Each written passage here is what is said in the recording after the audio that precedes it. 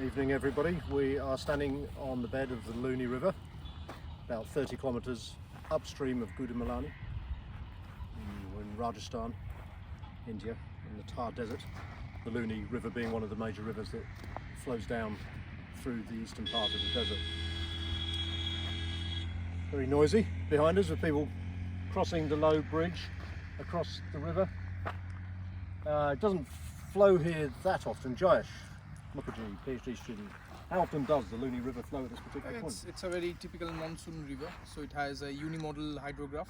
So it's during August or maybe September when water gushes in, and if there's a heavy rainfall anywhere upstream, so it gets flood waters gushing in. So that's why we see the channel being so broad and wide. There's no like bedrock control to do things like that, like controlling the river within a particular width. So that's why whenever and wherever the river finds points of weakness, it keeps on spreading and keeps on expanding its channel. But presently we think it's around more than 500 meters, or it's around 800 meters. So does it flow every year, would you say?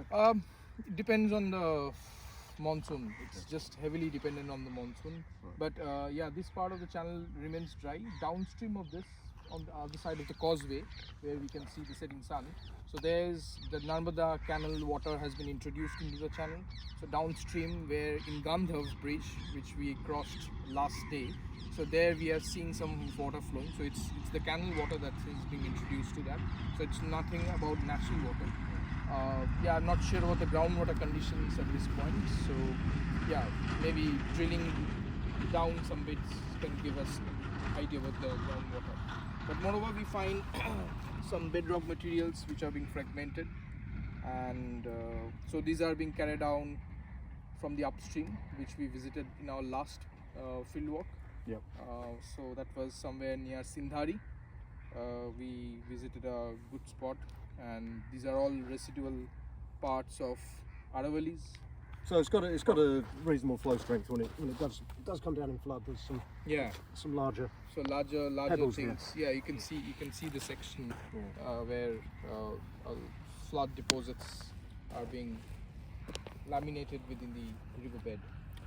Anyway, as we've explained in previous videos, we're working on the hypothesis that the Luni River today is a much shrunken vestige of the magnificent river that it must have been in the past, when other studies showing quite consistently that in the early to mid Holocene, when the monsoon was stronger, many of the rivers in Western India were flowing much more strongly, and the Luni almost undoubtedly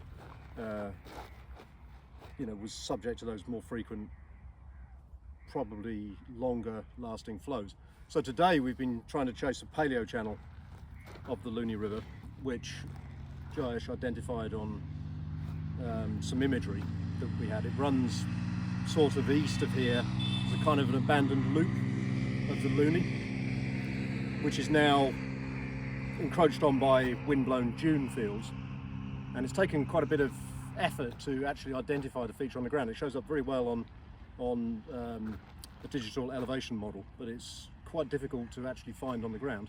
Nonetheless, we did manage to find it in a few places, and perhaps Jayesh can explain what we did when we encountered the paleo channel. So frankly, we went on a chase throughout the day, searching our results from the DEM which we did. So as Dr. Singh was also trying to identify things for us.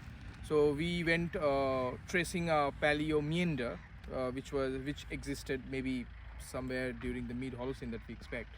And we collected some samples from there, from some middle part of the paleo channels. Majorly we found in different parts like topographic lows, and they were they are presently being used as agricultural fields. So we found all these low parts of this meander system was used as agricultural fields now. People are pumping in groundwater using not canal water at this part. They're using groundwater in this part of the Luni floodplain, and they are using it for cultivation of pomegranates, for jeera, for other types of crops, which are mainly millets. So Yeah, it And was, that was part of the reason why the paleo channel is so hard to identify on the ground. Yeah. There's an awful amount of earth moving going on for the for only agriculture. patterns that is visible is through the Google Earth imagery or even through good high resolution DEM. So yeah, like we took some good photographs and hopefully we will come up with some good results, compiling them into a good research article maybe. Anyway, with the setting sun, we'll end the video here and report back in a day or two when we're going to work our way down the Luni system, look at some active and inactive channels more on the western side as we get down towards the lower end of the system, where it starts to disperse into a series of smaller channels in the Ran of Kutch. And we shall report back when we get there.